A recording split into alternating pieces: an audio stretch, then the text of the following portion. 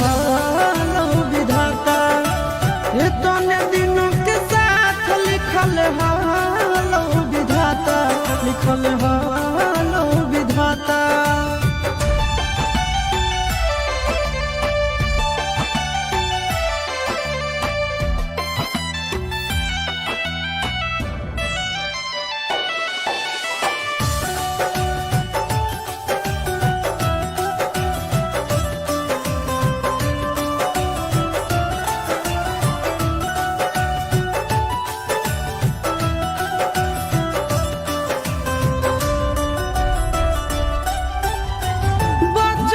के प्यार हाला हो गेला खत्म गे, रोई रोई सहल गई दिल के जखम गे, रोई रोई सहल गई दिल के जखम गे।